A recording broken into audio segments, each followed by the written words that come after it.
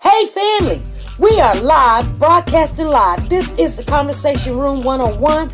Make sure it's only adults in the house. I need your mind to be open, prepared, and relaxed. Welcome to our home. Take your shoes off. We got some rules we need to go over. Be kind. No cursing in the chat. If you want to curse, call in. And no shouting out other channels. That's a no-no. We got one other rule. There is no judging our guests. It will not be permitted. Zero tolerance. And if so, you want to do that, guess what? We got security. And we will escort you out. Because over here, hashtag we don't care. We're going to be one big family. We're going to laugh together sometimes. We're going to cry. But we definitely going to pray. I thank the Lord above for everything. I lift him up and give him the glory. But you guys, right now, we're going to get our popcorn. And then we're going to see what's going on. And let me just park my car. And I'll be in there in a minute. I'll see you real soon.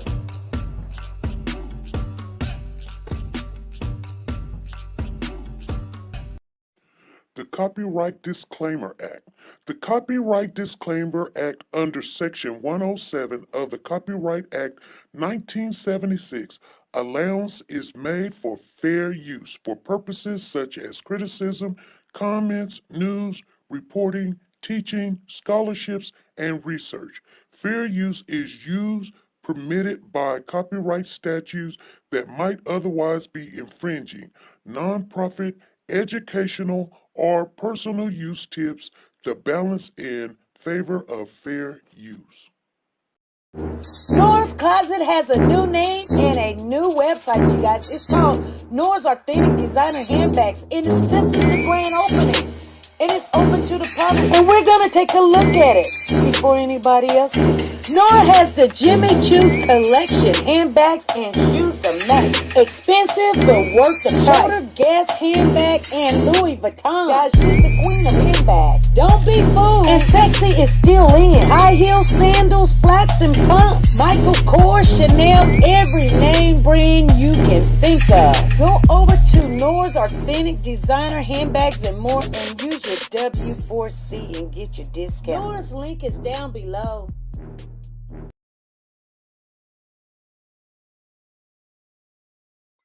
Hello, family. How you guys doing? Hey, family. Family is in the building. I see the Mazes in the house. I see Freddie, Peggy Toe, Sonia Watts was in here constructing business. Zan Rowland is in the building. Let me see who else. I see, I thought I seen Andrea Maxwell in the building. Miss Nisi's in here. Canada is in the building. April's in here. Melissa, Jennifer, Jenny, Be Truthful, Salam, Margie, Mia, Sweet Peaches, Connie, Earth Girl, Lisa, Taylor, Marsha, Cheryl, Teresa, Universal, LCC, Barbara, Ruby Turner, Tasha. Okay, I went through some. You guys, if I didn't say hi to you, hey, how you guys doing this evening? Today is February the 8th, 2021. You guys, we're going to conduct some business. The title to this is let's go over some things. Let's go over some things. That's what we need to do. Over the weekend, we had talked about Hold on. I did not come on Saturday. I know you guys was waiting because some lady had called in on Friday and was like, I got this information and I want to share it with you. And she was talking about some stuff. And then I told her, I said, call me later or let me call you later. We're going to talk. And if it was worthy for me to come on Saturday and share with you guys, I would do that. And then I said, well, I'm going to go do some posters, go put some flyers out of the boys or whatever. What happened was that night, Friday night, we got hit with a snowstorm. We got hit with a snowstorm and it's still snowing. So a lot of stuff did not get done, but I did talk to the young lady and I ended up getting in touch with the family, AJ, the young lady that came on, and she says that she is um,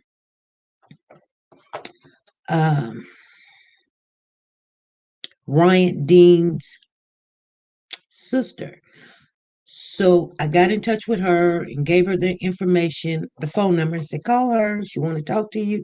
She really want to talk bad to you. And that's what that happened.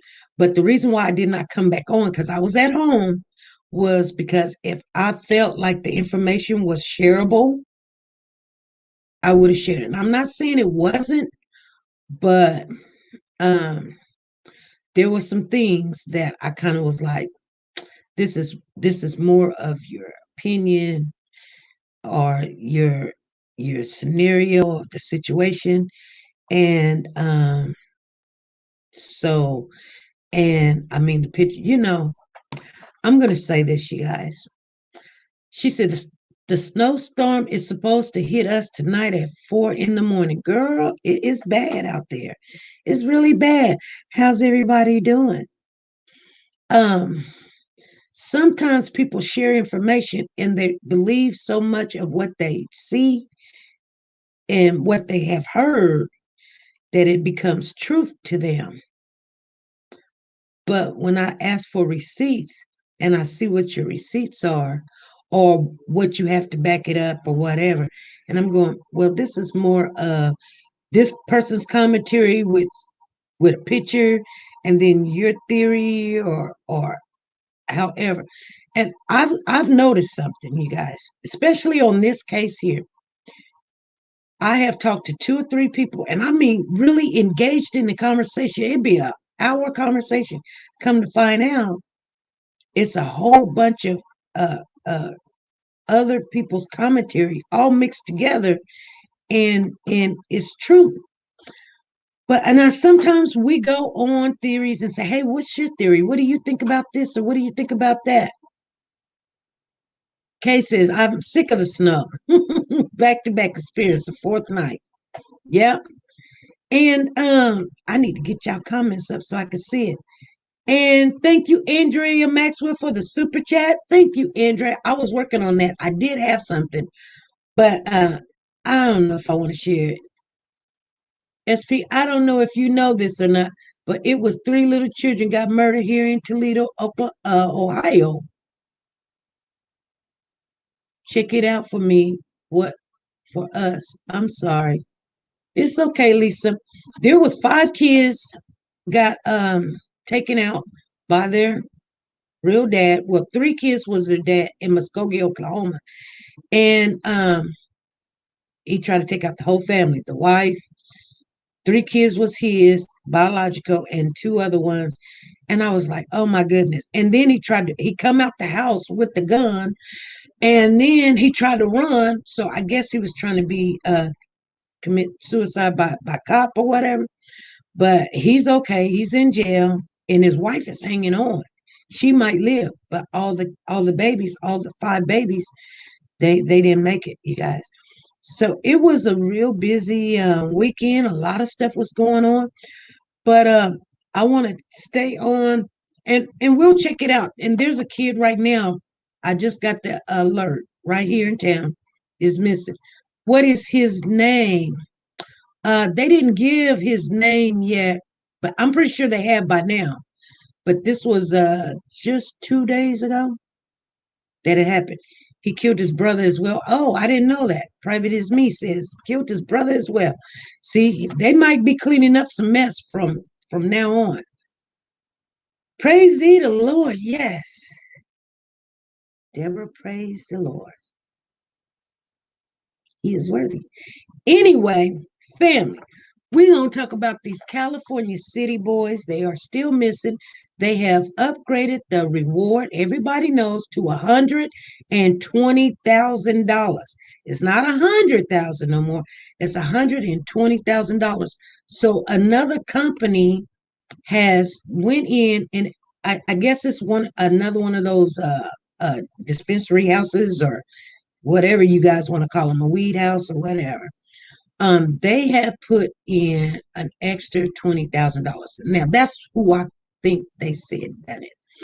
But somebody should be talking. You know, people are coming out and speaking. Yeah, $20,000 was donated. Do anybody know who that was that donated that? Hey, Taylor, I see you in the building. And hey, BJ, what's going on? Andrea and Giovanni, Giovanni Christian. Um, I am gonna say, family, I did reach out to Ryan's Dean family, and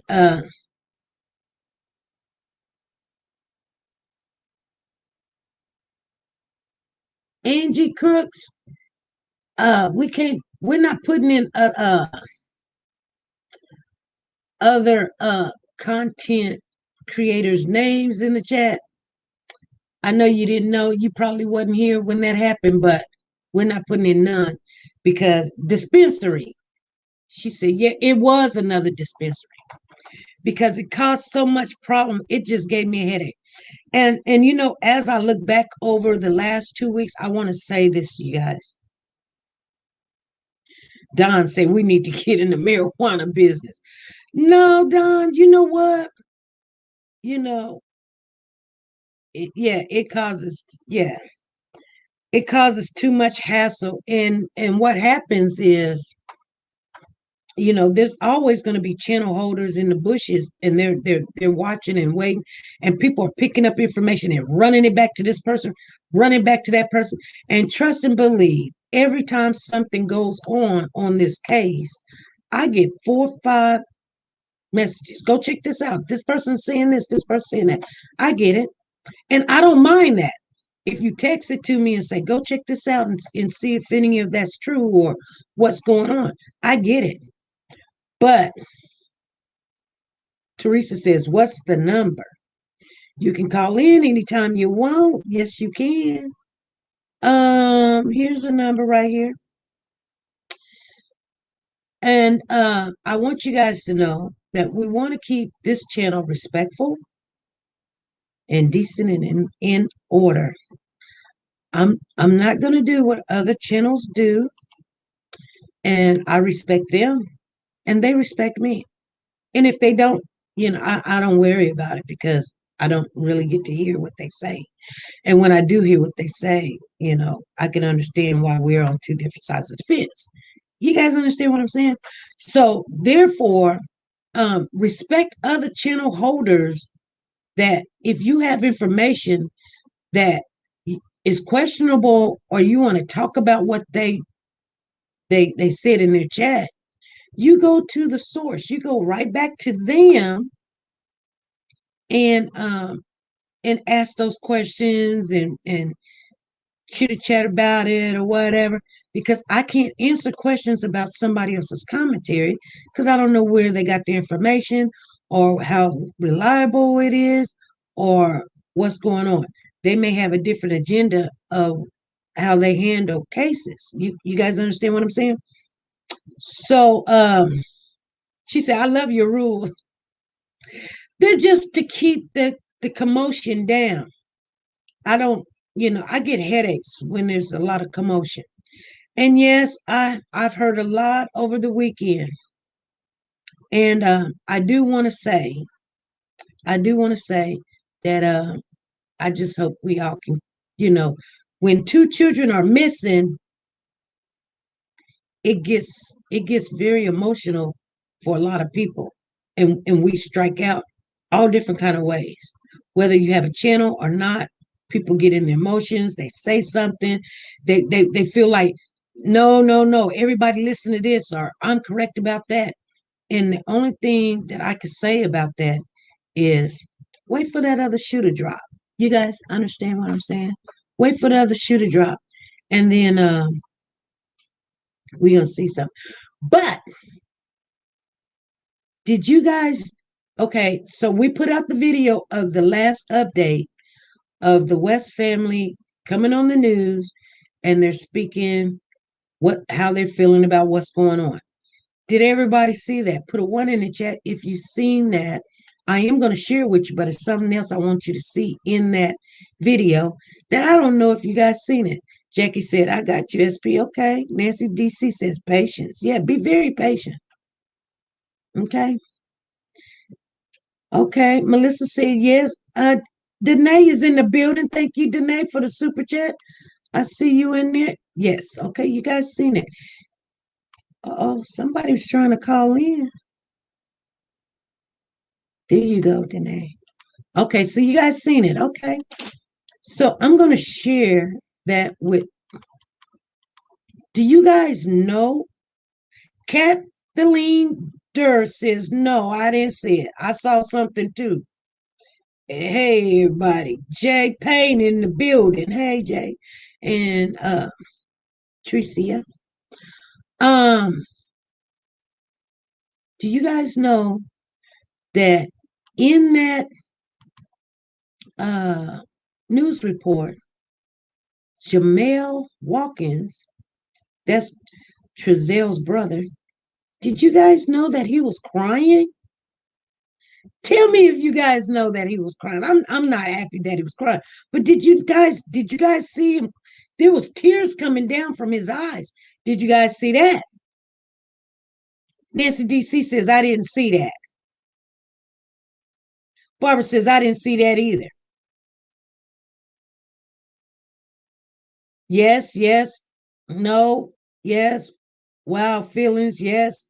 I didn't notice. SP Me says, no, saw it.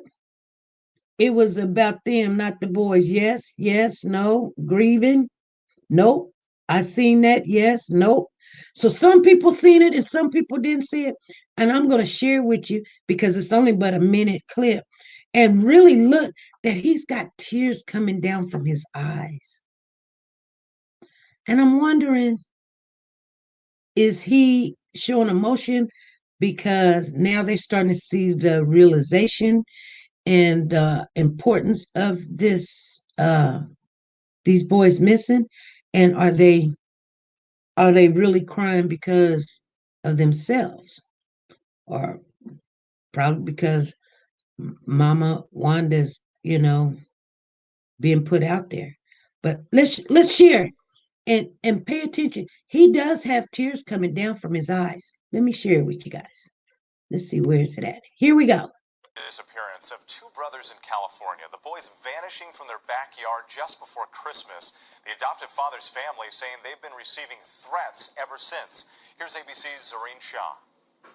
Tonight, the family of the adoptive father of two California city brothers who vanished, 4-year-old Oren and 3-year-old Orson, speaking to ABC exclusively. I just know that they were really good parents as far as I was concerned. The family now saying they're being targeted by members of the public, showing up outside their home, not to support them, but to accuse them. The fact that people are gathering outside of our homes and making us a target is demoralizing. Authorities receiving over 2,000 tips and now using imaging technology to search Trezelle and Jacqueline West's yard. They adopted the boys in 2019, the parents saying they last saw them in their backyard late December before they vanished. Came inside the house, searched the house, me and my wife. Police suspecting foul play, but they have not named any suspects or persons of interest. The family urging people to not rush to judgment. And it's like the people don't realize that we are grieving, we are hurting just like they are. Did you guys see it that time? Tell me if you seen it that time. Thank you, Danae.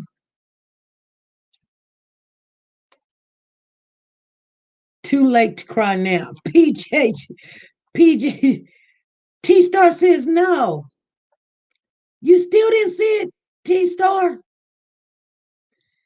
You better look. The boy got tears. Rhonda says no. He was like, I really didn't. Okay, we're gonna look at it one more time. Look on, let me see. It'll be his, okay, facing him, it'll be on his left hand. Okay? Facing him. You looking at him on TV. Just some tears is coming down his eyes. We're gonna look at it again. Please look, you guys. Disappearance of two brothers in California. The boys vanishing from their backyard just before Christmas. The adoptive father's family saying they've been receiving threats ever since. Here's ABC's Zareen Shah.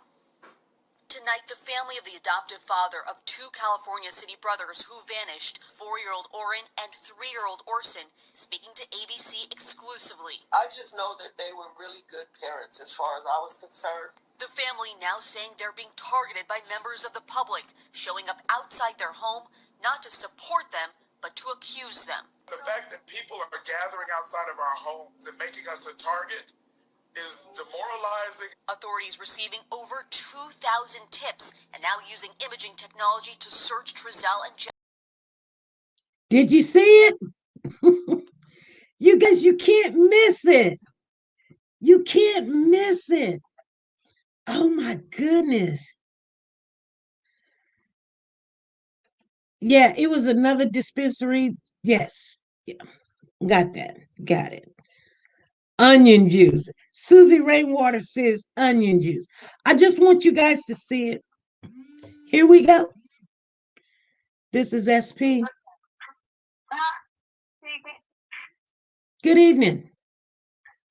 I saw it. You see how funny everybody in the chat being? They acting like they can't even see it. That's how like he wasn't crying, y'all. I don't get it. But you want to know, so it kind of enraged me. I feel like he was crying because, and I'm not trying to like pick on him or anything, but he was crying because he's embarrassed. I don't think he wanted this to get attention like it is. Right. You know what? I think if you put him showing tears, some emotion, and then his mother saying, what she said, I only knew them as good parents, like it's getting ready to, just like a pot getting ready to boil over. I believe that they're starting to see that, something could have happened. It could happen, yeah, on his end. Yeah, but I feel like, his brother, his older brother, he was just embarrassed and probably crying for his job. What else? When I first see things, I'm just fluid with it. Like, it just comes, out. But right now, I'm a little caught up on work because we're all getting together and talking about it. But I honestly feel like he's just embarrassed. Oh. If I do feel anything like that for anybody, it would be mainly the mother, the wife. The reason why is because I know she's an older woman, like my mom, and people my mother's age and stuff, like they're not with technology and stuff. I know it's probably blowing her mind and bugging her out how people don't garner her social security number. Mm-hmm. And she don't know anything about it. I can only imagine how it's probably driving her insane. That's the only thing that really makes me feel bad. But as far as I just really feel like Jamal Watkins, he has some nerve. I feel like he comes across to me as a self-righteous, pompous person. For him to say we put up money out of our own pocket. Yeah, that's all he was talking about. Like, money is everything. Money's not everything. You can't just throw money somewhere and then hide in the shade and think things are gonna fix themselves. I honestly feel like maybe this man, at first I was upset, but then I thought about it. I'm like, why did he think it was okay to just throw money out there and sit back before he then have his family come out and make a statement so that we can see the sensitive side of them? And I was starting to think like, who in the world is their attorney? Because I understand their attorney saying don't say anything to the police or say minimum, but at least come out and say how you're feeling about the boys and what you're doing. Like people literally sit in the house and they're there as ground zeros and they're the family of these boys, the extended family of these boys, and they can't even get out. And Miss Wanda has the nerve to say, come help us look. Girl, how? What y'all doing in here? How y'all looking? Right. Wow. And that's the only thing that bothers me. And it's just like they waited so long, and they do this all the time because Giselle and Jacqueline did it too. They waited until Ryan Dean came out to say something about the boys missing and saying that she feels like they did something. That's the only time Giselle and Jacqueline, they always come out to do damage control, and it just makes them look so disingenuous. Mm-hmm. And I'm really tired of that Jamal character because now it seems like he's trying to distance himself. I swear, I feel like it's him that's making the family statement. He's writing up the family official statement.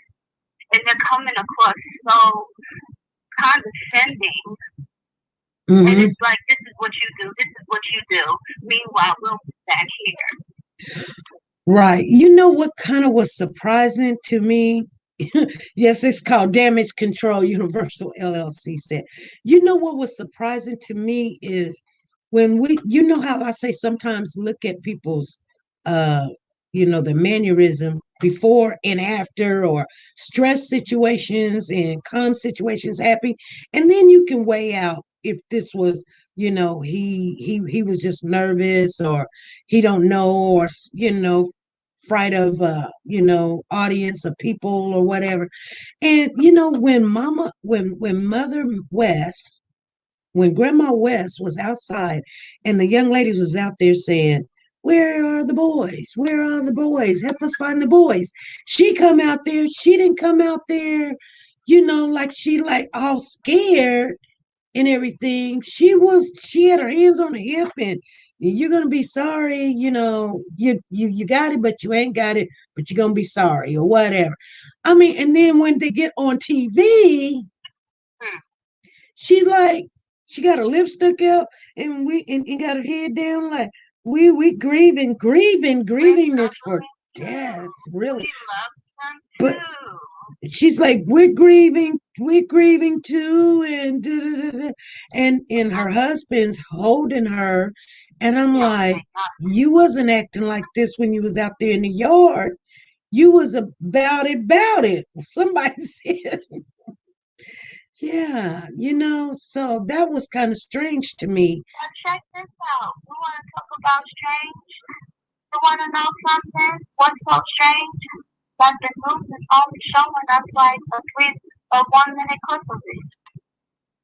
Oh, is it more? I want to see the whole video.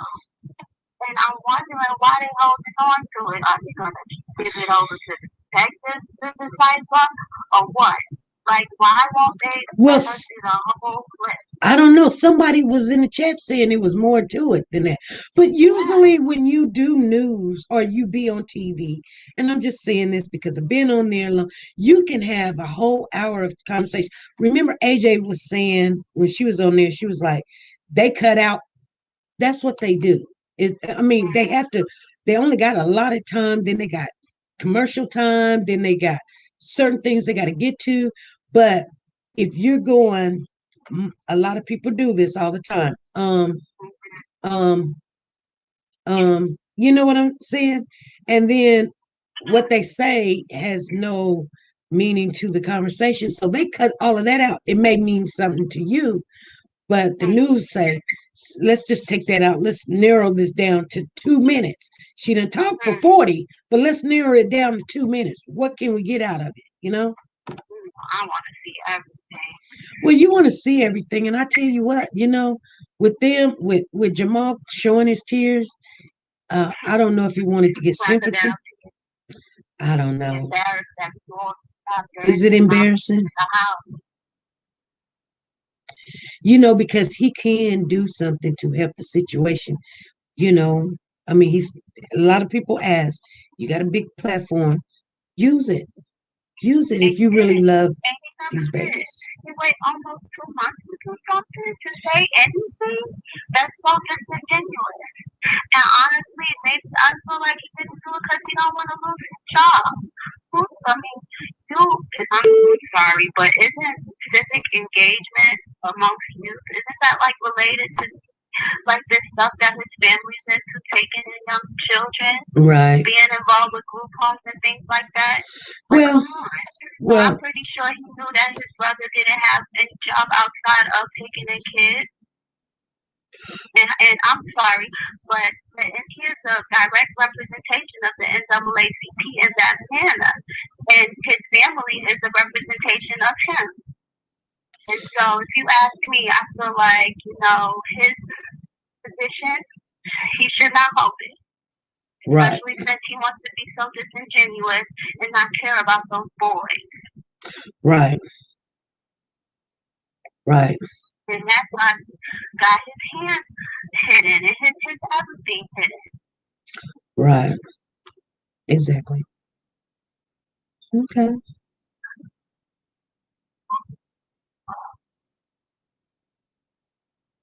I don't know. Yeah.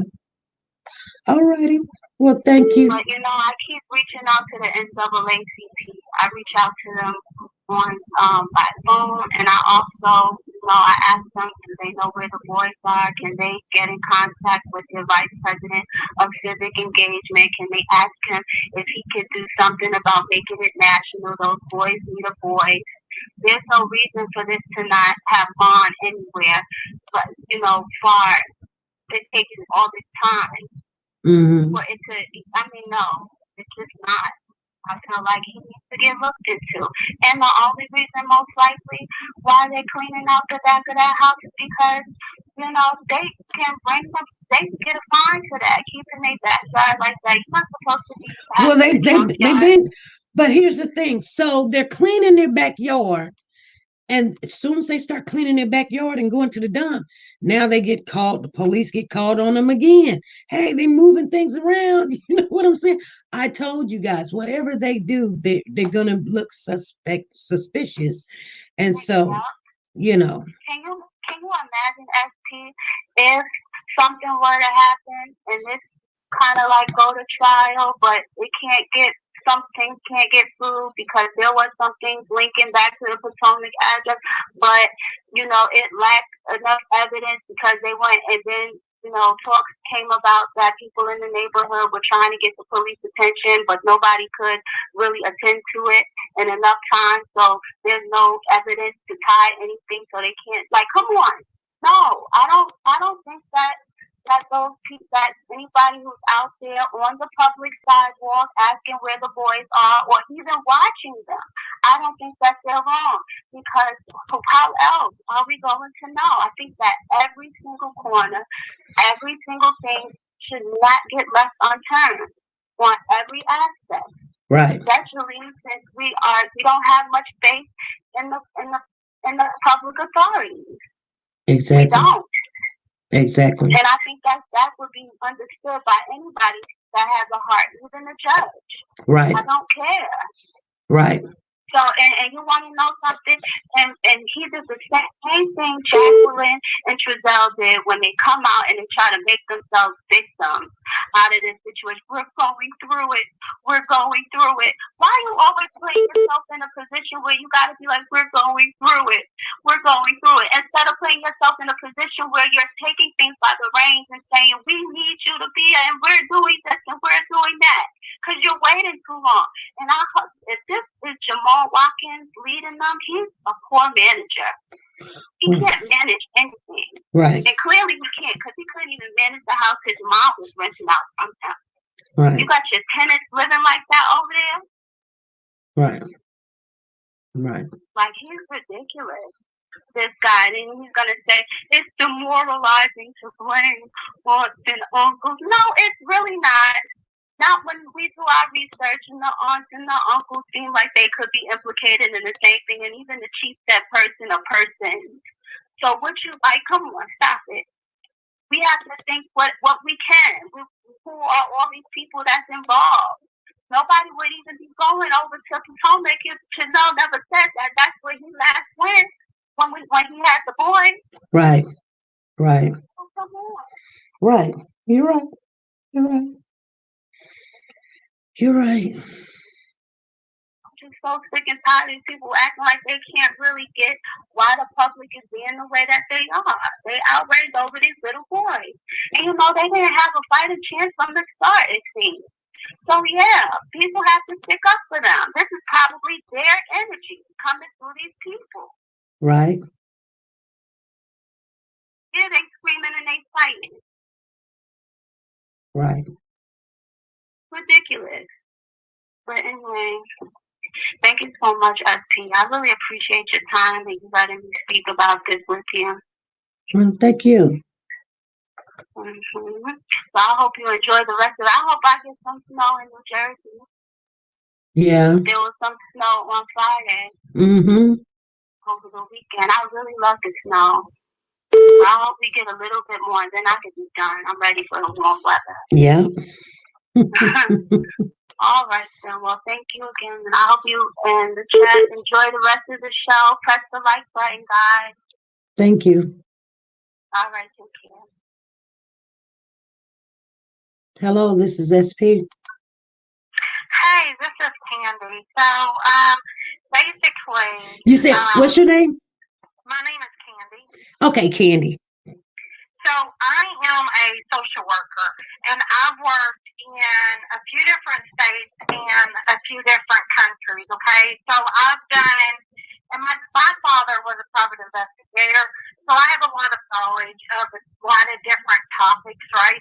Okay. The thing that concerns me the most on this was that initial interview. I've been going over different interviews with different people who claimed that their kids were kidnapped, and a lot of them was later they found out that they had murdered their kids. Mm-hmm. And there's a pattern. They always get on the news and they always beg, oh my God, this happened. Please return them. Please return them.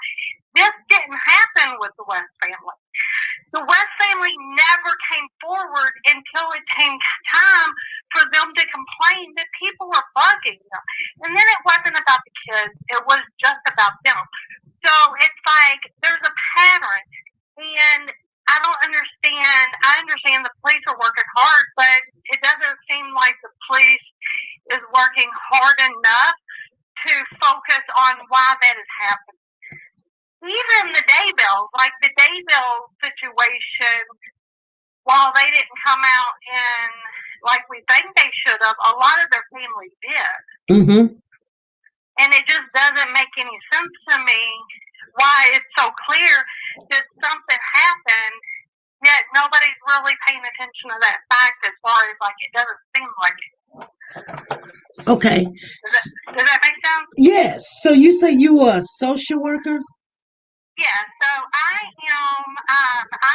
I have my license in Kentucky, Indiana, and Arizona. Okay. You know, and I'm glad you called in, Candy. So I can ask you this question because I know where other people go on their channels. This channel is a little bit different. And so I know that the kids was taken out of this, the mother, Ryan Dean's possession because of whatever the allegations are, abuse or drugs or whatever. And you know, I'm not disputing that. My dispute is how did they get in the hands of the West? So that's the key question in this. Why did the West get them? How did they get them? And really, when it comes to when you talk about CPS, a lot of people will associate social workers with CPS. The two are not interchangeable, right? So in heard of. The CPS worker is just a case manager. She's not necessarily a social worker, right? Okay. So depending on the state, depends on what did she go to school for. She could have went to school for basket weaving. Right, and got a master's degree. But No, bachelor's. Oh, bachelor's. Well, yeah, she could have got a bachelor's in basket weaving, and they put and not have ever had kids before, and then they're letting her decide to face the kids. Okay, so these children, when they become custody of the state, they have an attorney and they have advocates that will offer, I mean, will speak for them and ask to be like, okay, well, this child can't hear, so he needs to go to the doctor for a hearing test. This child needs these type of shoes. He needs to be in a home that speaks English. Who's checking the income? I mean, okay. Here's the thing, right? So if you think about it, like it's kind of like there's supposed to be help from all over, right? Mm-hmm. All these people are in charge of taking care of these kids, right? Mm-hmm. And to ensuring their safety. But they all depend on each other to do their job. I know. So if they have a lot of kids, then they're going to look at what's on paper. Mm-hmm. So how long has it been since anybody even seen the other foster kids, right? When they seen the other foster kids, were they not checking on the whole family? And then that goes back to who was the social worker that was in charge, or the caseworker, and was she checking on all of the kids because they still had foster kids? And was it the case where Jacqueline's mom, who has she may or may not work for Child Protective Services, so was they checking on them at all? And what was her involvement? Right. So, in the end, those other people, was she friends with them? And was they just thinking, oh, it's fine because, she's with their family? Right, but there's a team, right? There's a team. For each child has a team. They have, hold on, everybody. They have the each child has his own attorney. Then they have advocates, and then you got CPS. Then you got the social worker, and then you got the ones that come out and make sure. But then you got to go back and you got to look at each of those people individual, and you have to say how many people do they have, how many cases do they have, what exactly is their job? Because I had a client who was in the hospital and had a feeding tube, and he needed that feeding tube taken out, and it took 3 months just to get the guardian to sign a piece of paper agreeing to the medical. Just agree to get it taken out. Just to sign the papers. Never seen it. I mean, I see clients all the time that never see their lawyer face to face, even before COVID. Right. I see clients all the time that, that they just don't see anybody. Even though they do have advocates and they have attorneys and they have all these people, but they just don't see them.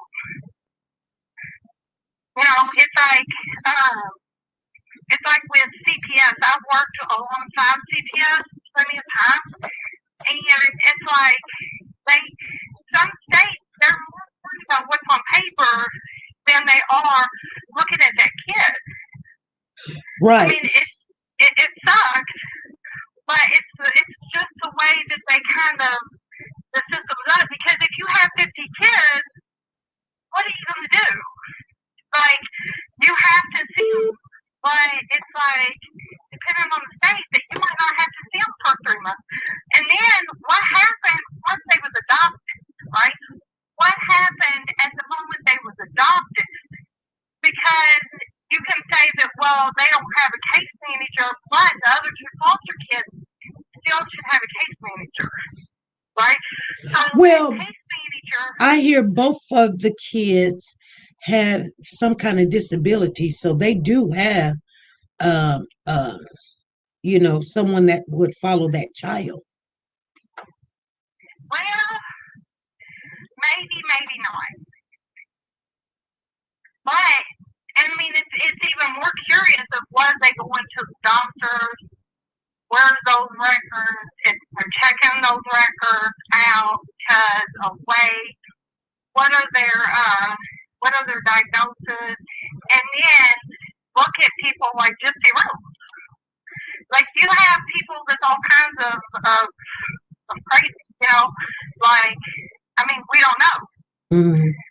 And like I said before, the biggest thing that concerns me was they didn't come out of that initial thing wanting to know where are the boys, please return the boys. They've never said, please return the boys to us. But Candy, can you think? Okay, so if the mother had problems with drugs and the child got hurt, and so CPS stepped in and took her child and put him in another home because we just can't have that. How did these kids end up in a home where there's drug and alcohol abuse and abuse, physical abuse, and they didn't have no income? Because they don't. They don't drug test like. Okay. They don't drug test the foster mother, the foster parents. Okay, they don't drug and test, and so they don't go in and check and see if they got an income to even take care of a special need child. Because so the way it is most likely, right? Most likely they're just reporting their income that they're making off the foster care system. They're not supposed to report that.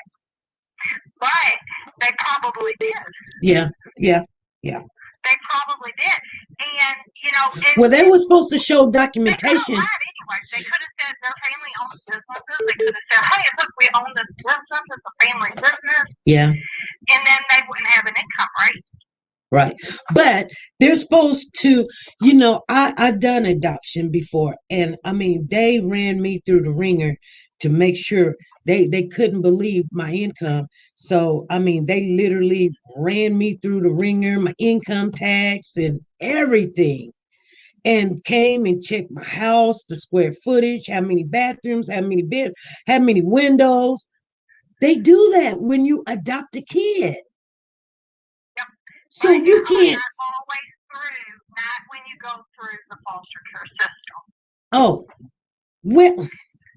So I know a family in Indiana, and I think they have 11 or 12 foster kids, right? 11 or 12 foster kids that they've adopted. And what happens is states, so the way states do is states get funding for how many kids are in the foster care system, right? Mm-hmm. And they get X amount of money for how many kids they have to adopt out.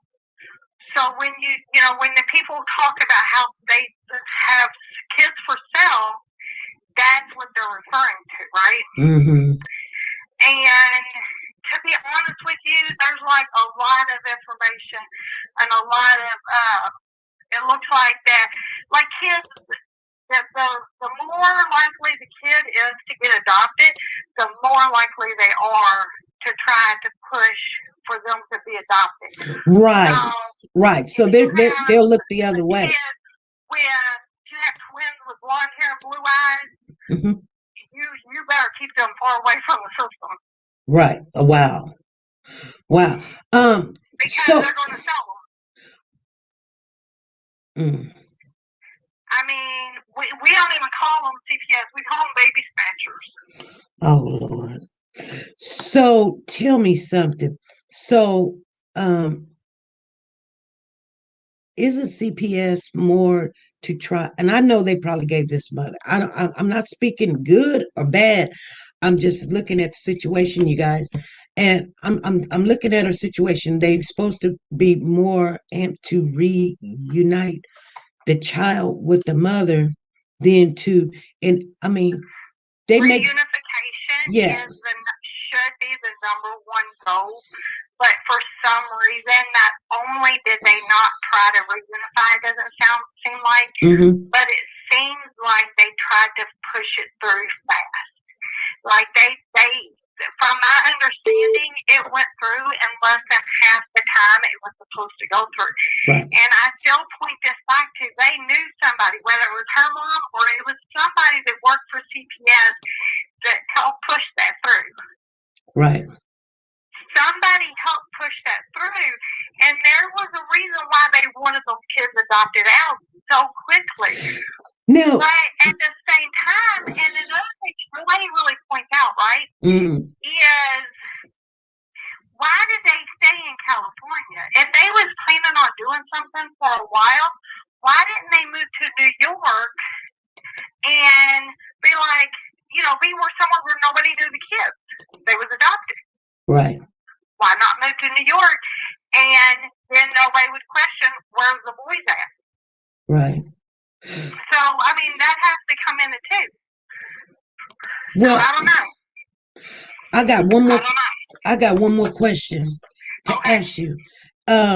When the social worker or CPS or whatever, whoever helped to push this adoption to speed it up, do they get, when they can find a child a home, do they get an allowance for finding a child a home?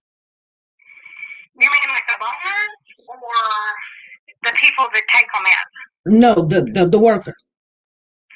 Not typically. I've never. Or a bonus or something. I've never really heard of that. The only thing I've heard of is the agency as a whole does get more money. They do get more funding through the agency. So let's say the only thing that I can think of, if it was something like that, then maybe whoever is in charge of like that office, they're like, man, we're hurting for funding. We need to get some of these kids adopted out. Maybe something like that. But that's a big maybe. Okay. And that's because I haven't really dealt with California, so I'm not really familiar with it. But I've worked with definitely a bunch of agencies that was worried about money, and they're always like, hey, look, it's getting tight. We got to figure out a way to get more funding. So I could see something like that happen. Right. But that's the only scenario that would come up. But the individual worker, there's no way they're going to pay a bonus to her exactly, saying, hey, look, here, good job. Right. But, I mean, it's California, so I don't know.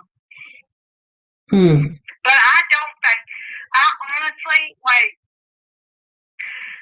I don't believe everything that First Mom says. I don't believe everything that she's saying, but I believe the majority of what she's saying.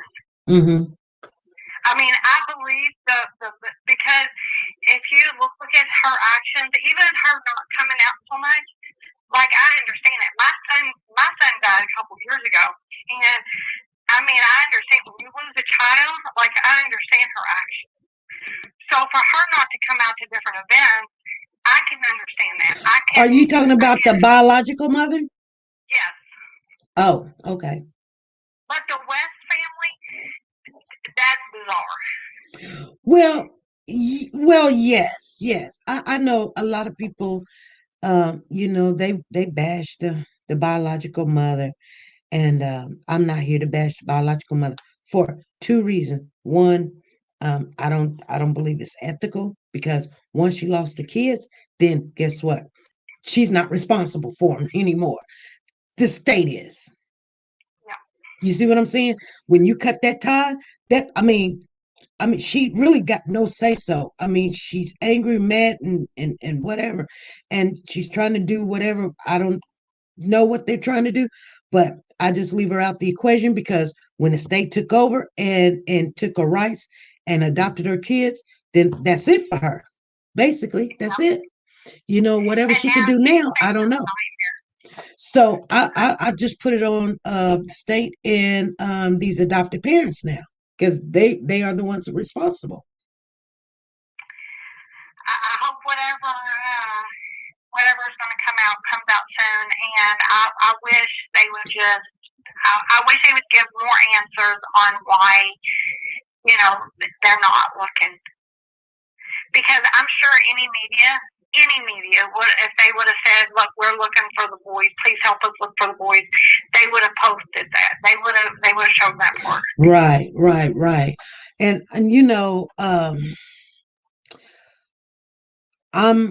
what do you think happened to the boys? Oh Lord, I've been over that so many times. It's crazy how many times I've been over it. I would say that if somebody knew where the boys was, if the boys were somewhere, most likely they would be seen. But then if you look at cases like the girl that was kidnapped in Ohio, like everybody thought they was gone. Mm-hmm. So it is possible. It is very much possible that they're alive. It is very possible that they are alive somewhere. Right.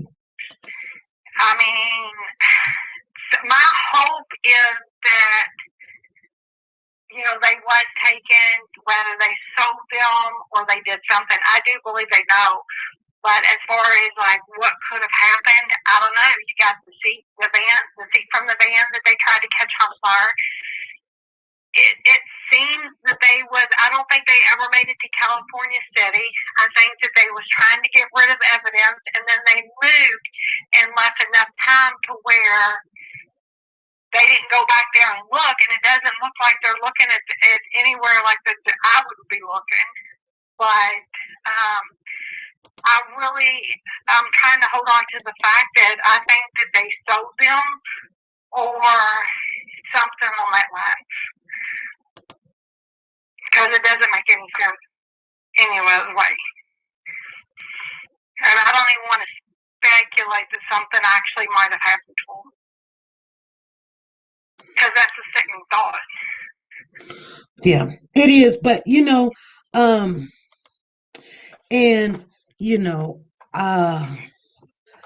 at first I was trying to stay positive, and I'm still positive about it because the chief of police was saying he was, staying positive about it, and he still think the boys is alive, but he's still digging in dirt. He's still in the backyard at the Trezell and them house on Aspen, digging in the backyard and I'm thinking, well, you say one thing, but your actions are saying something else. You know what I'm saying? Yeah, and you have to go by his actions. You can't really go by what he's saying. Yeah, because he'll get in trouble. But his actions is digging in dirt. Plus, I mean, who says that they won't take off and disappear if he says something? Right. Or who says that, they won't try to say, "Oh, you're defaming us, you're making us look bad, you're causing us to get harassed, you're causing this, you're causing that." Like, he has to stay clear of all that. Right. Right. Because you making other people think it's us. So that's why he's just, no. But you guys got another warrant to go in the backyard, and you're still thinking that this man got a full desert, 200 miles of desert. Do you think he buried those kids in the backyard? Exactly. But I would say, though, that they have something that's more pointing towards them being deceased, or they wouldn't keep looking in the backyard. Right. Like, what would make them continue to look in the backyard more than once? But there's so many answers. Like, what is chalk? Is chalk is all. Well, you know what? And I don't believe chalk is a dog. And then some young lady called in the other day, and I asked her, and I said, because she said she knew a lot of information, and I said, well, what's the dog? I said, is the dog named Chalk? And she was like, no. And I thought, oh, okay, we really got somebody that's gonna tell us something. So she says the dog was named Chalka, and I thought, well, I heard a YouTuber say that, but I know the dog's name is not Chalka. But so I just kind of like left that alone. It's one of those things that there has to be more questions. But I think that everybody needs to keep hope because especially like the girls in Ohio, like they all wasn't taken around the same time, but yet they was all found together. Mm-hmm.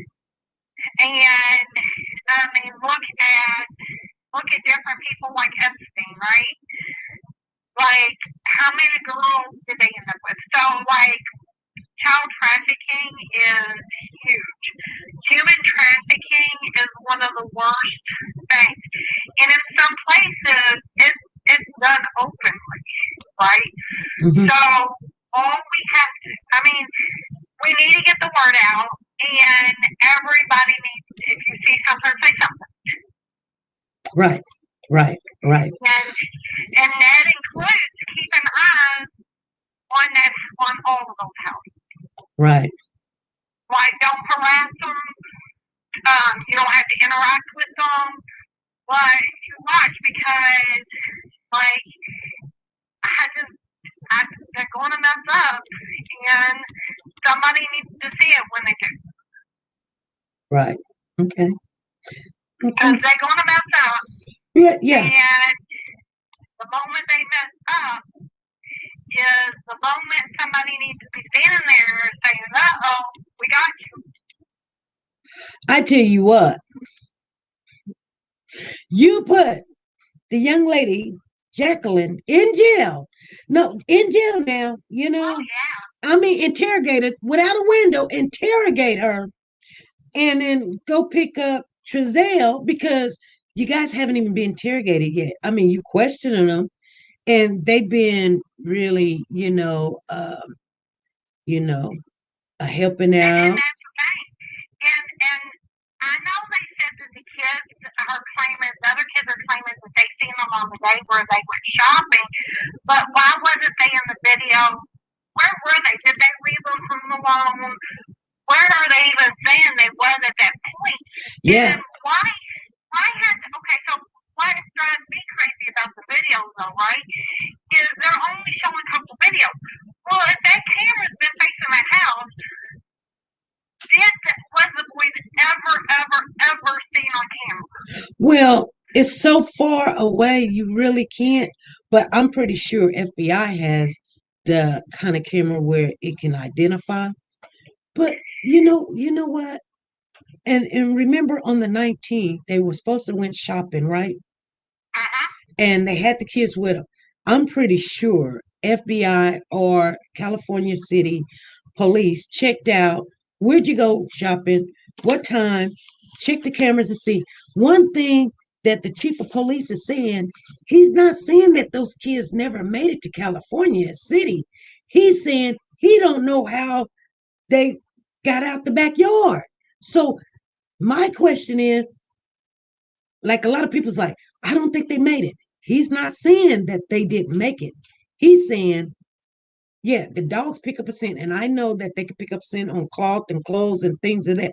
But like they must have information that they did hit California City. But he's saying, how did they get out the backyard?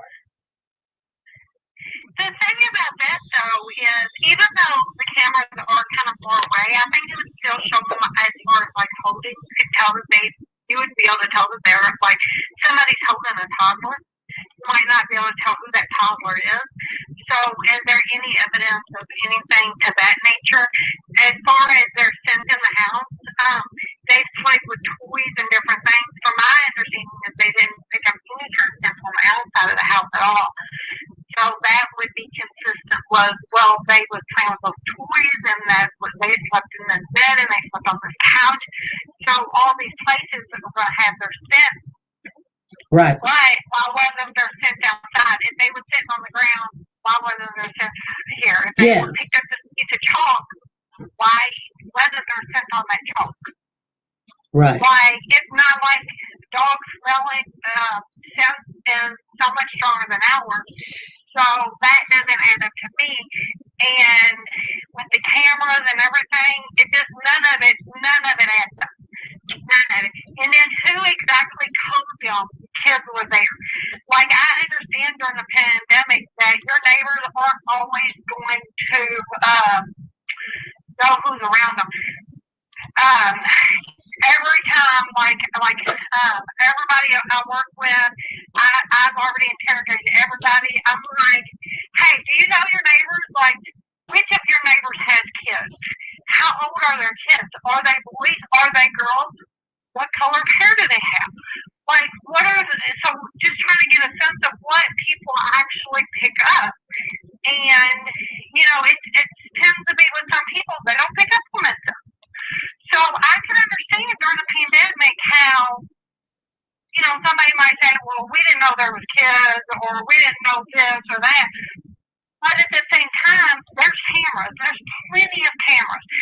There's cameras that was from the shops where they went shopping. But, there's all kinds of cameras. And some of those cameras, whether it's traffic cameras, they had to show something. They had to have went through and looked at those, and you can see in the corners of a lot of traffic cameras. So did they ever pick up on anywhere? Did they look for those cameras? Right. Those are the questions we don't know. Right. And if he's gung-ho on them being in California City at one point, where are you getting their information from? Are you getting it from, somebody that has a reason to lie? Show somebody, have somebody come up that doesn't have anything in this, that doesn't have anything to gain or lose, to come up and say, hey, I have a picture of them coming in. I have a picture of them at the store.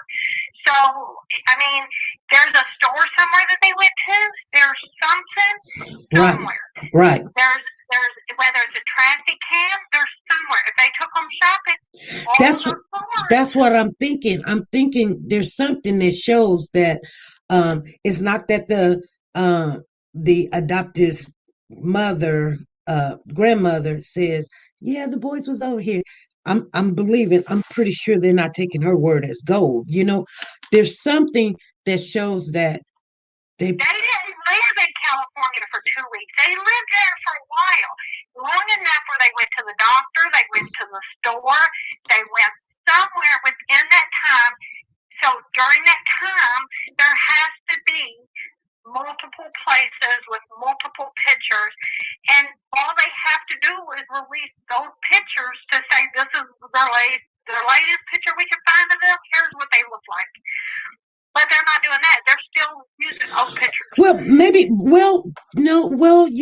the FBI is on it and they have the technology and they've been doing this type of work for, since day one, I'm pretty sure they're checking that stuff out. I'm hoping. But why is there no age progression pictures?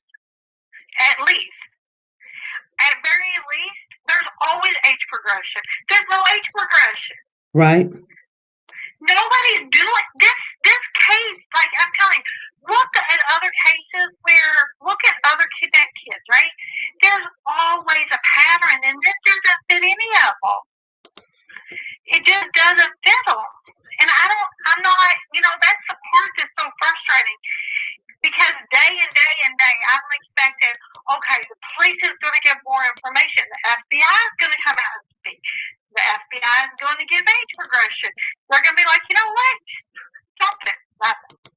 But, okay. Like they're not following protocol. Right, but just check this out. So, if the kids was gone a long time ago, and they never did make it to California, and so Trezelle and Jacqueline is setting up on the 19th. They take the kids over to grandma's house and say, let's get our story together. We're going to go ahead and do this because we've got an appointment coming up on January or such, and everything's going to hit the fan. So let's go ahead. Let's get our story straight or whatever.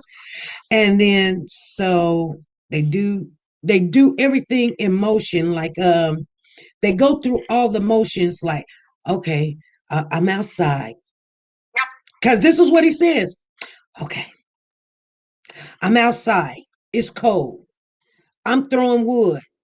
Okay. So you got your story together and everything. You go through the motions, but the motions does not look realistic because now we see that you didn't look to the right of your house where there's a big old field. You said you look to the right and to the left, up and down the street. You said you looked. Now I can't say you didn't look because I wasn't in the car, but you didn't shine the light over there on the right side of that house. There was another YouTuber that said, "Oh, he must have gave this story a bunch of times, and that's why it was told like that." I don't care. You know what? My son died in 2018, and I know he's dead, and I know he's in the ground, right? But my brain, whenever I go to whenever I think about how cold it is, my brain always goes to oh my God, he's freezing. I need to do something, and I'm like that. Because that's where your brain, when you have kids, your first thought is their safety and well-being. So why wasn't they taking oh my gosh, it's cold outside. We need to do this. We need to do that. Their brain should have been scrambled instead of on a timeline. And I mean, like I said, my son's been gone 2 years, and whenever I think about it, I cannot tell you on the timeline everything that happened.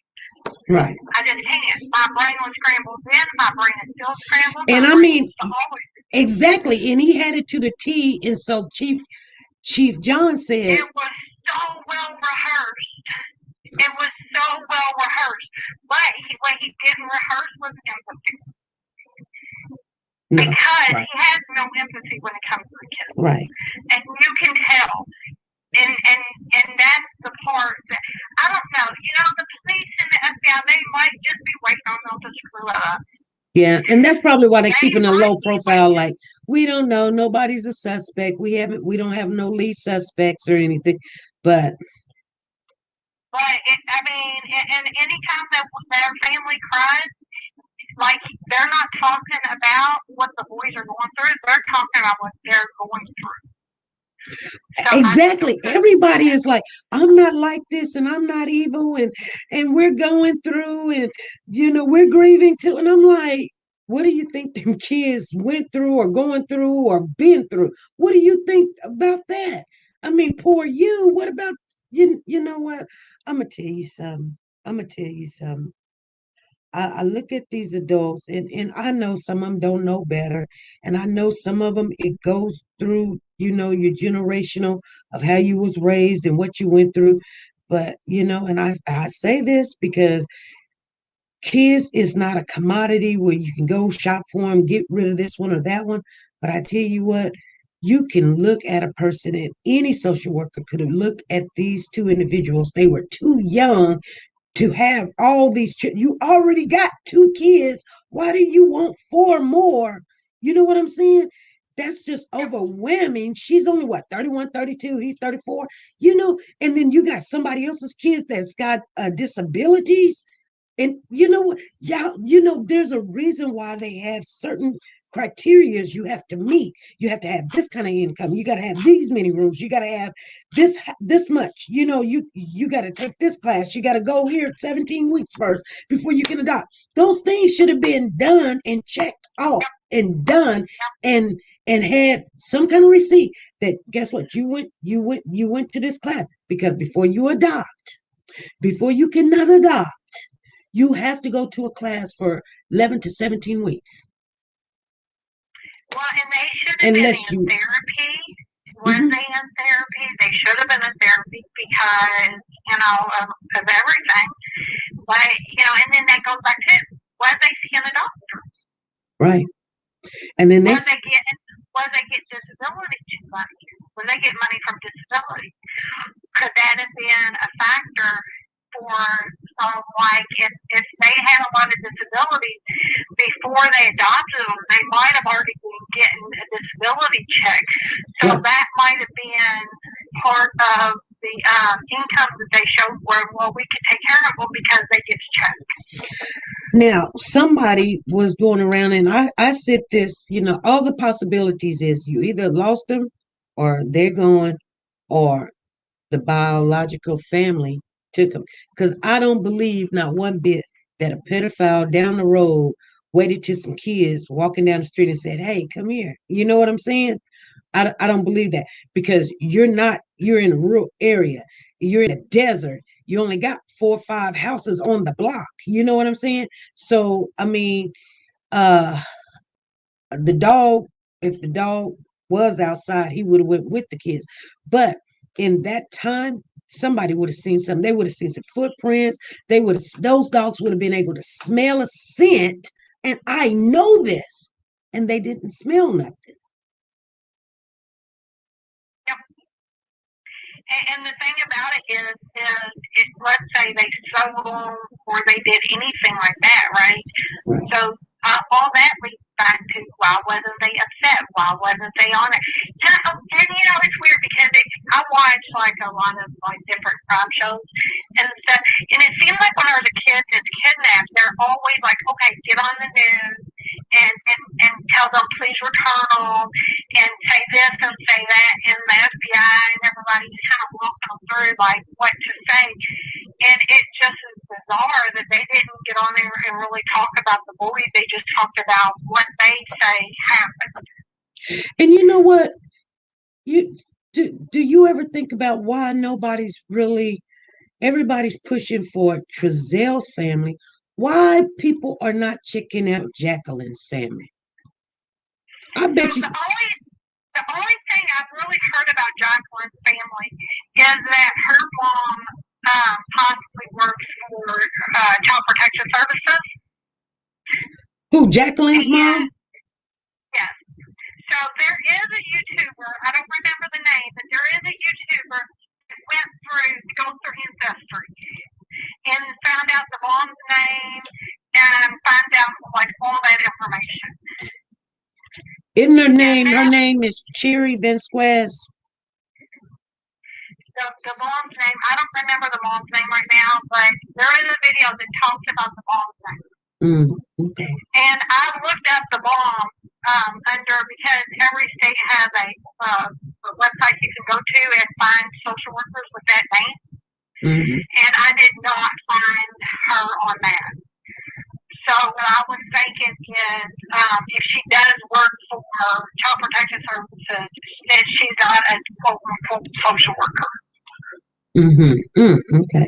And I looked under her, she's married now, but she was, I looked up under like 3 different names with different last names, and I couldn't find her. So, you know, and I'm just thinking, I mean, everybody's giving this West family a lot of pressure. And I'm thinking these women, you know what I'm saying? I mean, what's good for the geese is good for the gander. There was more than just Trezelle. And so everybody's going off of their theory that, oh, it's got to be him, it's got to be him, it's got to be him. And he's probably protecting his wife. I'm saying there's a theory that these women, some could have happened to those kids when they went over to grandma's house. Or grandma done something. And so, you know, that's why some people were saying, why are they so cocky? That's probably why they're cocky, because they know they didn't do it, that something happened to them kids over there or whatever, you know. I think that Trezelle, because Trezelle did most of the talking, and that's why the kind of focus is on him. But it could be anything. It could be one of the uncles. It could be Trezelle's brothers. It could be absolutely anything. Right. I mean, when you have a large family, and it seems like most of them make money surrounding kids, this is the result. This is the exact result. Like, why? What's the fascination over other people's kids? Right. Wow. Like, what is it? And it's like, you know, and back to, you know, going to the doctors and all these things. Show something. Show something. I know they can't give out too much, but there's stores out there there's stores out there with security cameras. I mean, there's a lot of bored people out there that there's people that just sit around and try to solve crimes. Somebody's bound to be able to pull up a picture somewhere. Mm-hmm. I mean, what are their habits?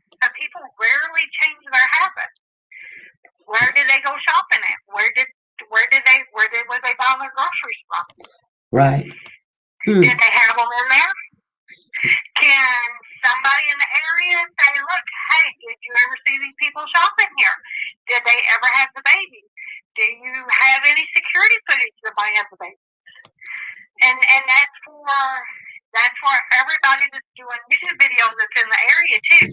Can you go to the grocery store and say, have you ever seen them down here? Do you have them on security? In that sense, they moved in there. Yeah.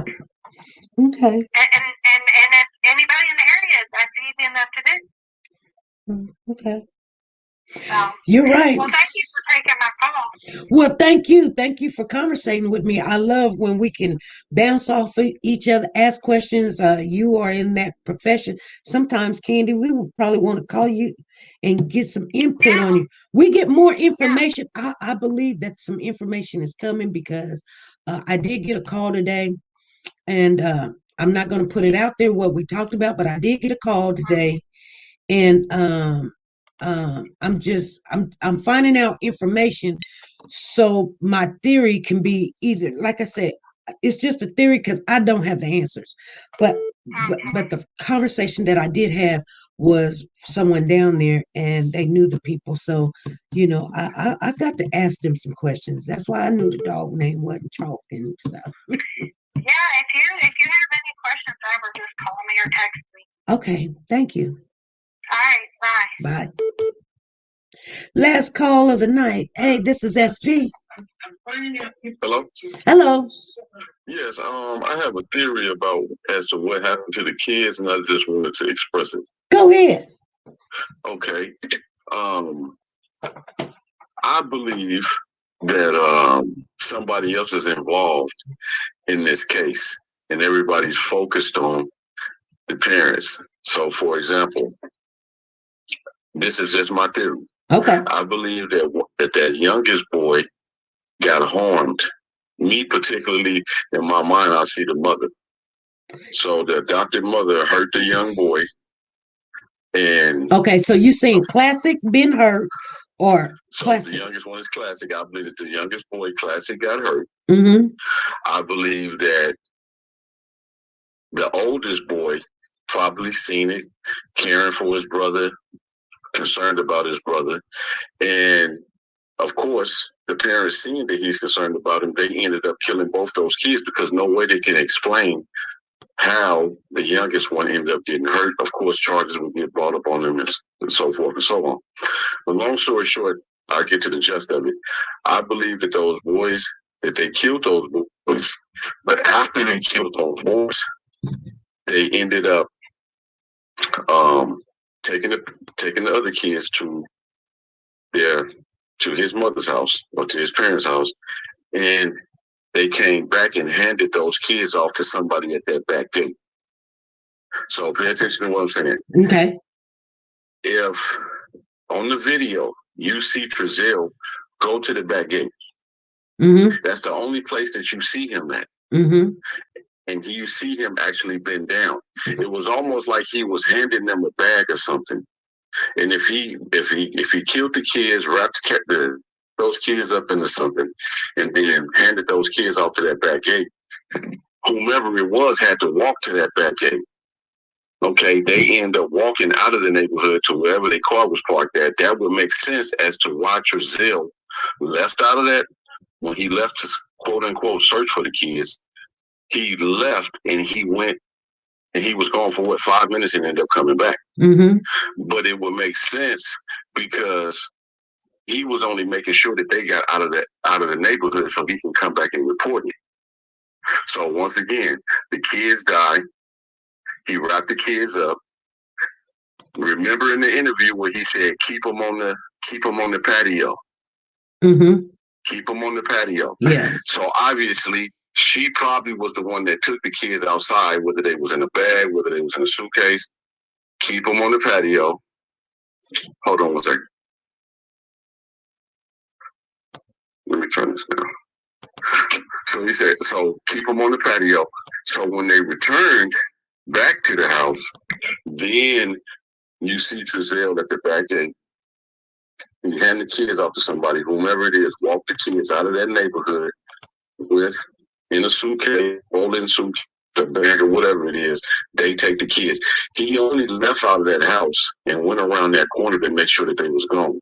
Maybe, just maybe, he had even spoke to that person when so he drives around the corner, he pulls up on them, they already got the kids inside of the car.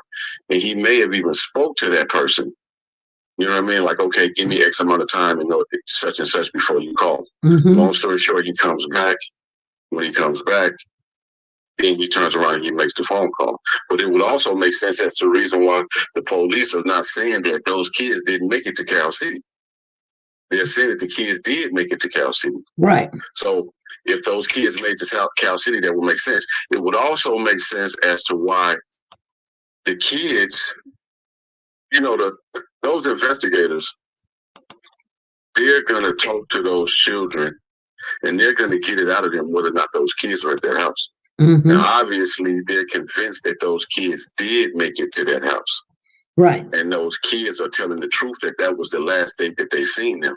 So, but if the kids was injured, that would make sense as to the reason why nobody seen the kids, or they was they was over hysterical about people seeing the kids, or just keeping the kids out of the public view, out of anybody's view, out of family. But wouldn't the dogs be able to smell them kids' scent? No, not if they. So if both those boys was living, the youngest one was hurt, and then they immediately after he killed those boys, he wrapped the boys up, bag after bag after bag, maybe coated it with some type of scent, and then turned around and placed them inside of a suitcase. It wouldn't have been enough time for decomposition to set in for those dogs to pick that scent up if it was outside. So let's just say that they put the kids, I don't care whether it was a box or whether it was a crate or something, and he set that bag or whatever they was in on top of it. Those dogs come, they're not going to pick that scent up because there's not enough time for that decomposition to set in. You go to Bakersfield, drop the kids off, you come back, you know what I mean, do whatever it is that you do, and then from there have somebody to come and get those kids. I really can't say. I don't know whether or not it was enough time for decomposition to set in. But in my mind, in the video, when you're watching the video, Trezell comes out after that gate, he bends down, he stands back up. Like, what's the purpose? We know that they're lying. It's obvious. We know that they're lying. No two ways about it. Right. But we got to take into account, why did he say keep them on the patio? Don't let them go in the dirt. Who was he talking to? If he was the one outside in the backyard throwing wood over the fence or gathering wood, he would have been the one that told the kids, don't stay on the porch. Right. Don't go in the dirt. But he said keep them on the patio. Who was he talking to? And what was the reason for you even saying that? So he was obviously talking to her. And like you said, why is not her family being looked at? Right. Because whomever, if it was another party and they came to get those kids, then it could have been from her family. So the story would go like this. The little boy get hurt. They let other people in their family know, like, oh, he got injured, this and this and this. They're feeling bad about it. They're talking to them. They're saying, oh, we should get to take him to the hospital because they can blame us. And so the family is already aware of all of this. So by the time they finally commit to what it is that they're doing, maybe somebody in their family who already was had some type of criminal background, or maybe somebody who already had some type of they were just willing to participate in that cover-up. And they said, okay, to the very minimum, I'll come and get these kids. But to me, it makes sense as to the reason why the kids say that was the last day that they seen them. So they actually made it there. And then not only that, when Trezell left, he never searched on either of those fields because he already knew what time it was. He just wasn't expecting for a camera to be at that other house. He was expecting for nobody to see anything. He was expecting to be able to say, I searched there, and everybody just say, okay, well, he searched. Right. He wasn't counting on that camera being there. But by the same token, it would make sense if somebody came to that gate, got the bag, walked up out of there. Trezell in turn drives around the corner, make sure he's gone. And it also makes sense when he said, I talked to somebody on the back street and I asked them, had they seen some boys? That would make sense just in case somebody said, yeah, I seen a white van come up and they was talking to somebody in this car right here. Mm-hmm.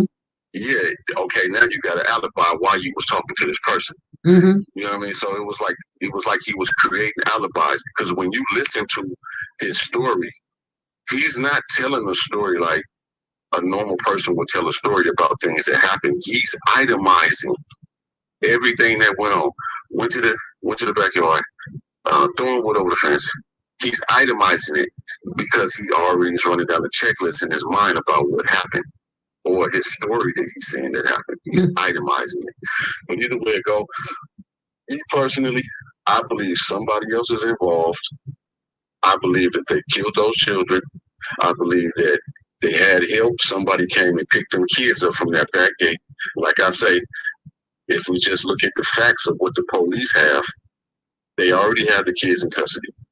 The kids already have stated that the last time that they seen them was on the 19th. Mm-hmm. The police hadn't ruled that out because the parents would be suspects at this point. So at that point, they made it to the house.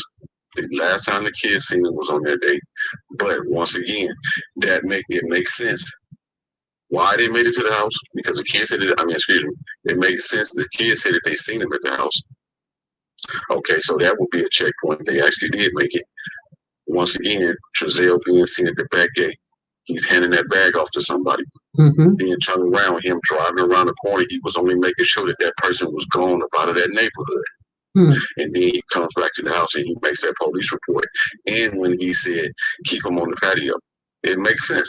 Like, he's talking to her because they couldn't be in the house. He didn't want the decomposition smell to be in the house. He feeling like, and that's if, a body decomposing, we know it starts immediately at the time of death. Mm-hmm. But let's just say, and I hate to say this because we're talking, this is anytime you speak about kids and death, it's already a difficulty there. And then, we're kind of explaining it becomes more like morbid. And I don't want to sound morbid, but me personally, I don't believe that those kids are alive. We live in a cold world today. People do things to their own children. And I believe that those kids are dead, but, and it's painful. I wanted to say maybe they were in there alive. I didn't want to say that, but maybe. Right. Maybe they were in that bag or whatever they were in alive. You know what I mean? And they slowly died. So by the time they got back, the kids maybe they were dead. I don't know. But me personally, if I'm just looking at the police, what the police already have, they themselves are not a suspect. That means that the police ran down some type of checklist to say, okay, well, the kids said the last time that they seen them. And now the police's biggest theory is, how did they get out of the backyard? Right. You know what I mean? This is their thing. Like, how did they get out of the backyard? But it makes sense if you look at the video. The video shows him walking to the back gate. Mm-hmm. And not only that, I can't even say whether or not that flickering of the light was some type of a signal to whomever it was. You hand the kids off, you flicker the lights, the person ended up calling, saying, hey, look, I'm over here, I made it over here, I didn't see nobody. I don't know. But by the same token, it's like somebody else is involved in that. And like you say, it could be from her side of the family, because if she hurt him, then he's only protecting her. Mm-hmm. And then with that being said, whoever loves her and don't want to see her go to prison behind what went on, because if she hurt Classic and Sincere turns around and says it was her that did it, he's a witness, so he got to go too. So with that being said, I believe, me personally, somebody else is involved inside of this crime. Those kids didn't get kidnapped by some random person. You know what I mean? It's obvious that they're lying. If you look at their interview, they never once wanted to say the kid's name. When Trezell said the kids are rambunctious, he said they're going to be rambunctious. He knew that they were already dead. In his mind, to me, it's like when he said that, Yeah, and then he said, oh, he did like that, like. Did you see when he took a like? He gasped in his throat. His throat almost like locked up. Yeah. The words almost locked up in his throat because he knew that was the wrong word to describe them. He knew that was a wrong word to describe kids. Listen, kids are kids.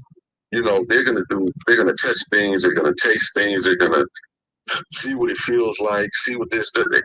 They're kids. We all been through that stage, period. Once we know what things touch feel like, and we know we're not supposed to break it in the value of it, we leave it alone.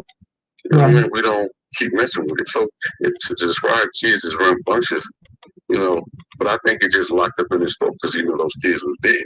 Yeah. Period. I believe that he knew they was dead. And when he said they're gonna be, it just caught him, that emotion. Because, of course, I believe that some parts of them love those kids. Some parts of them cared about those kids.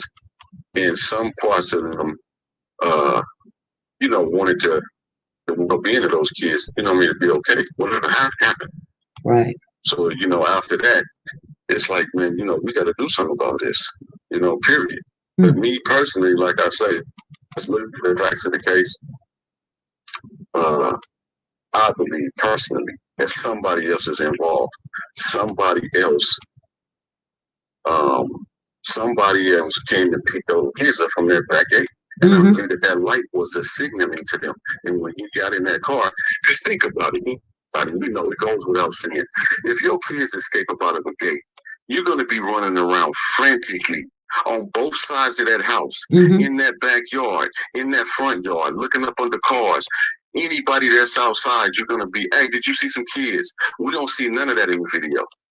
All we do see is Trezell going to that back gate and bending down and standing back up and bending down and standing back up.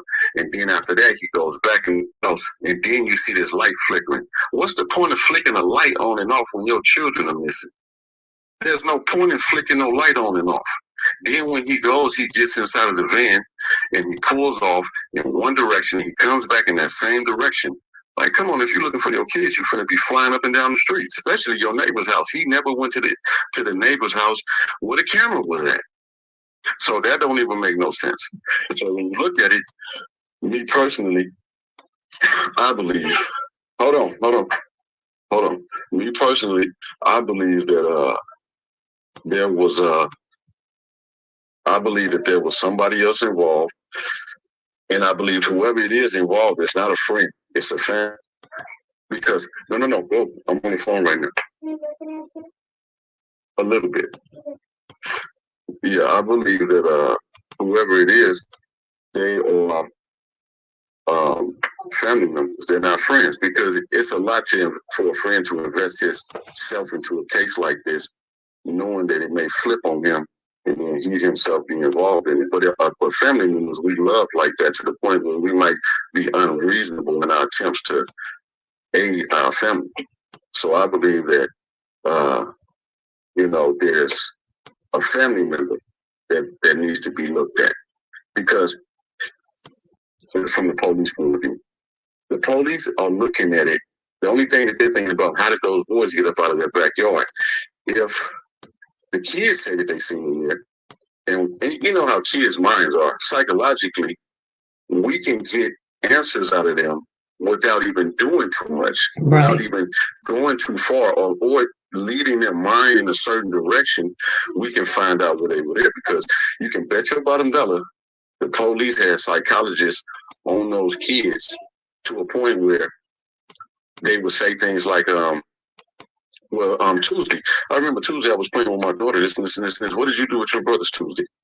And if those kids described the scene where they were actually playing with those kids, or at least playing with one of those kids, then it's going to confirm to them that the kids was right, that the kids did see them at the house and they knew that they were there.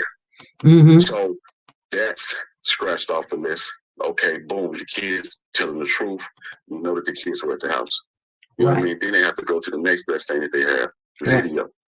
Right. So the police know that they lying from the video, because nobody is just going to go to a back gate and come back, flicker a couple lights a couple times, drive around the corner in 5 minutes, come right back. and then turn around and say, you know, I was looking for my kids. So the police know that they lying, but they don't have no proof and evidence. Right. They don't have no proof and evidence. So my point, I believe somebody else is involved. And I also want to say this too. Mm-hmm. We as human beings, you know, we're not perfect. We know that. That goes without saying. Mm-hmm. And we make mistakes sometimes. And sometimes we make those mistakes behind things that happened to us in our past or whatever. Mm-hmm. So I'm saying this because the biological mother, I don't think she deserves some of the scrutiny that she's getting. You know what I mean? Like, right. Come on. You know, let's not act like she's perfect. You know, obviously she's made some mistakes inside of her life. I don't believe she was the one that initially harmed her child Sincere, that led him, you know, to be checked on in the hospital. You know, but because then I say this: if the kids was with her, I believe those kids would be alive. Mm-hmm. So we can scrutinize her all we want to, but the fact remains, I believe if those kids were her, they would still be alive. You know, but here they are, they with somebody else, and now that those kids are gone. So I think that we need to back up off her. She already has 2 children that's missing. That's enough. That's a lot. That's too much for the average person's mind when you think about that your children are missing and the possibilities that's going on inside of your mind. Even some of these things inside this conversation that we talked about hurts her. If she's watching this, just thinking that this is a possibility, it could be true, it hurts her. Mm-hmm. You know what I mean? So back up off her a little bit. You know what I mean? I think the public should back up off her and, you know, just let things play out. You know, if anything, try to be of an aid to her. Stop trying to scrutinize whether she was this or that or intoxicated or whether she was that. I mean, come on, man. Leave all that alone, man. You feel me? Period. There's people who's well educated that have very good behavior and very religious and spiritual that maybe had a drink and their kid got kidnapped out of a window. What are you going to do? Blame them? Are you going to find somewhere to pick them apart? You know what I mean? Like, come on, we human beings. You know what I mean? But either way it goes, that's my theory. You know, I believe that somebody else is involved in that case. I don't believe that those kids are in their backyard. I don't believe those kids on the side of their yard. Somebody else took them kids somewhere, and I believe that Trezell and that girl Jacqueline probably don't even know where they at. Because whoever came and got them took them to where they was at. You know what I mean? So either way it go, you know what I mean? Like I say, I don't know. I hesitated. You know, I was gonna call in a couple of days ago. I didn't have the number, but then I went back through the earlier feed on the live, and I saw the number, and I was like, man, let me call in. I'm glad you called. I'm glad you called in. You speaking some things that I said I was not going to bring up unless someone brought it up. But I've seen some things going on, and we kind of try to stay away from that. You know, because that don't help the case of trying to find the kids or trying to come up with solutions of information or how to get information or to help the situation is to do that. So we try not to. I can't say we don't. I say we try not to. Right. And, well, you know, I'll say this too. You know, it's and this is kind of like, this is off subject, but it's on subject. You know, the news today with all of these families being murdered and, you know, these women being found murdered with their kids. There's 2 incidents that happened within the side of the last week. You know, it's like a great negativity has fell upon us. Mm-hmm. And it's like it's all around us. And it's to a point where it's like it's causing us to do a reality check on ourselves, do a reality check on, you know, the people around us as a community, us as a nation, as a state. You know, it's causing us to really look, you know, and I think after all this is over with, you know, we'll be a better people and maybe some other people will be in change, but it's like a great negativity has fell upon us. And sometimes when that happens, it's hard for people to focus, you know, on the facts. It's hard for people to focus on, you know, what should be focused on. Right. And it's the same thing with this case, you know. I think people, there's so much information out there, and everybody wants to point the blame somewhere because it's 2 beautiful little kids missing. So everybody want to point the blame somewhere. You know, let's stay focused. and stay focused on the facts. And if we just look at the bare knuckle facts, look at the video. The video, we don't see anybody else in the video, so therefore there's not another suspect there. But by the same token, it makes sense for the story. The kids said that they was there. It makes sense. And then too, him leaving, him coming back, him saying to keep the kids on the patio, all of that, like it just makes sense that somebody else is involved. He would say things. He would be in a full sentence and stop and go, no, like, right. We're gonna be looking for the kids, and then say, and no, and then he'll go to something else. Like, I'm like, I don't. It's hard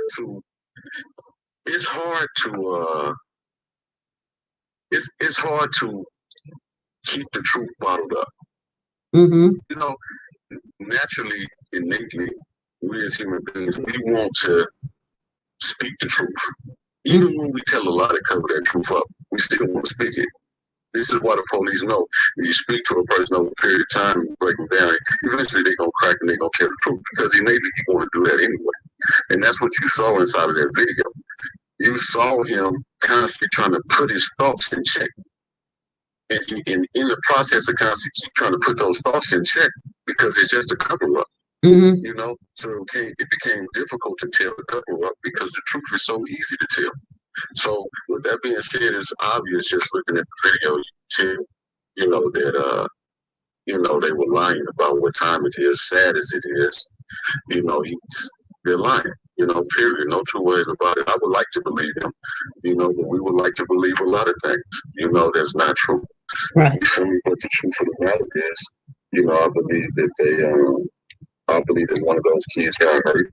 And see, if you look at that one picture, well, all of them on the picture where Classic and Sincere is on there. And if you look at Trezell is holding Sincere. Yeah. And if you look at him, he's looking at him with admiration, like he likes him.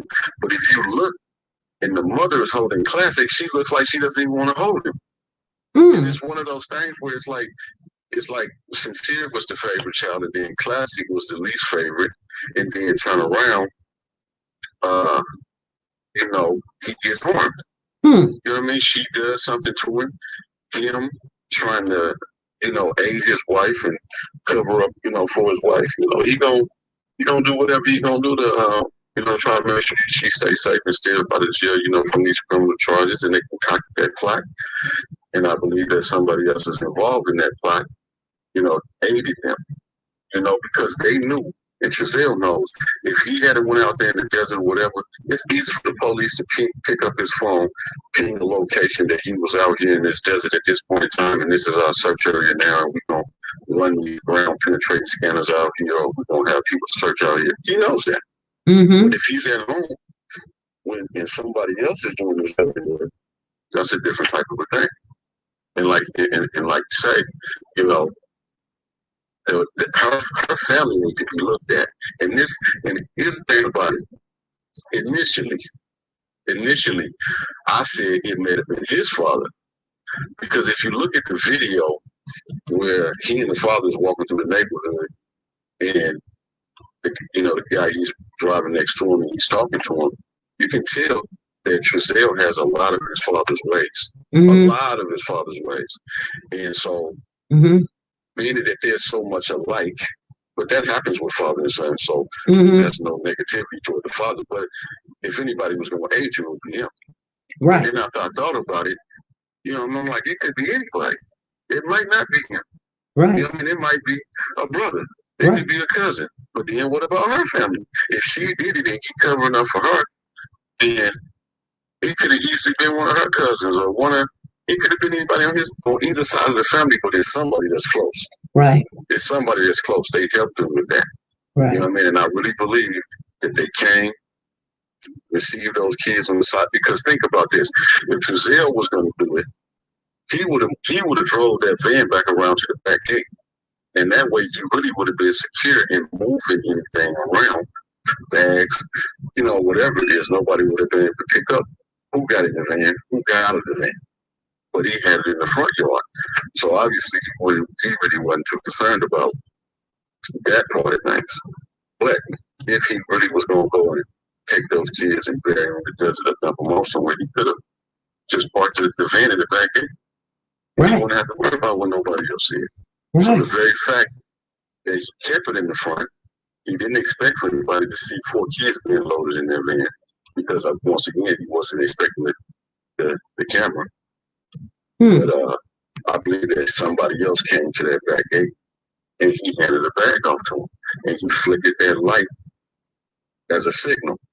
And he drove around that corner to make sure that they was gone before he made that report. I believe that. And like I say, it makes sense when he said keep the kids on the patio because you didn't want them inside of that dirt, thinking that dirt might linger some type of decomposition or some type of sin or something. I don't know. You know, but those are my thoughts.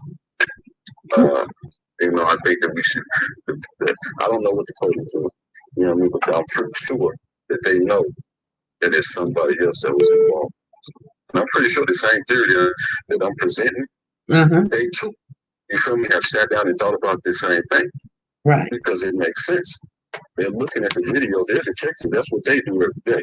So they're going to come up with a conclusion that best fits that story. Right. So I'm pretty sure they didn't thought about this. So, I mean, those are my thoughts. Those are my thoughts on the situation. You know what I mean? Like I say, I don't know, but to me, it fits all of the evidence. Well, do you want to share your name? And maybe my name is Fayette. Fayette. And maybe there's even some things that y'all can look at to see that maybe even fit that theory and that conclusion that I missed. But just speaking off the top of my head, those things match. You know, those things match what it is that we see. You know, because if we go outside of what it is that we see, you know what I mean? It's hard to come up with a hypothesis, but when we just look at the things that we see, it's easy to come up with a hypothesis. Right. So, you know where it goes. You know what I mean? I hope that helps, though. You know what I mean? And, you know, hopefully those kids, I would love to see those kids get found alive. Right. I would love to see everybody that's involved inside of the search, the parents, the grandparents, to see those kids alive again so that they can hug them and invite them home. More attention is focused on those kids for their well-being and their future. But it's hard to say, and we won't go until it's from them. But to see that, I don't think it's the truth. I don't think it's the truth. I think that, you know, like us all, we all got to go someday. I believe that. Right. They already did. As sad as it is to say, you know, the story itself, you just look at it, none of it makes sense. None of it. Either way it goes, thank you for the time. You know, thank you for accepting my phone call. Well, thank you for calling in. Yeah, no problem. Enjoy your day. And I just found your channel, though, you know, just with this event going on. And, you know, I keep myself updated every day just to make sure that I, you know, stay informed whether they get found or whatnot. So, but I like the channel. And lighten up on your mama, man. Right. Lighten up on her. You know what I mean? Period. You know, she ain't perfect, but those are her children. Right. You know? You're right. And that's her. We should honor life. We should honor people. You know, we should honor people's whatever dignity and integrity that they have. We should still honor what's left inside of them. Some of us have little to none. Some of us have a lot of it. But I don't think it's right just destroy, you know, her, you know, in parts of her life and things like that, especially in this situation right here. You know, hug on her, love on her. You know, call her to make sure she's okay. Send her a text message. You know what I mean? And let everybody know that, you know, they with her and, you know, support that woman. You know what I mean? Period. You know, because if that woman, with her kids being gone, you know, feel the pressure that she, you know, might want to harm herself, then what we going to do? Go to feeling bad then? You know, no, don't do that. Right. You know what I mean? Support the lady. You know what I mean? That lady got 2 kids missing. She didn't kill her kids. Let's not treat her like she did. Right. She didn't cause her kids to disappear. Let's not treat her like she did. You know what I mean? Period. And we don't know the intimate details of what transpired inside of that case and how them kids got there. We don't know that. We just hearing something, but we can't see nothing. You know what I mean? Period. So with that being said, you know, give that woman a break, man. Hug on that woman a little bit, love on her. You know what I mean? And try to make sure she okay every day, period. Whether she answer the phone, whether she not, whether she answer the text or not. You know what I mean? Period. You know, look in on her. Right. She's gonna learn a lot from this, just like all of us are. Mm-hmm. You know what I mean? Period. Yes. So definitely. Well, yeah, I have a few things I still have to do before this day is over with. Sun is going down rapidly. Okay. Enjoy your day, and I hope that shed some light on something. You know. So it did. Thank you. You're welcome. You're welcome. Enjoy your day, lady. All right. You have a good evening. All right. Bye-bye. Bye-bye. Hey, family.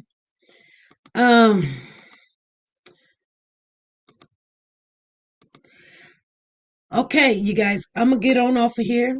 I want to thank everyone that called in. I enjoyed everyone's conversation, their input. It was an open topic that we could talk about things and try to come up with some answers, keeping it positive on anything, information, sharing information, not sharing gossip, but information, you guys. And I just want to thank everybody. I will see you guys. If I find out anything, I will put it up on a community board, letting you guys know that I found out some information.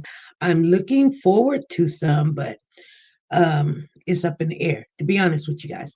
I'm going to get off of here. I will see you guys Wednesday night at 5 p.m. Central Time.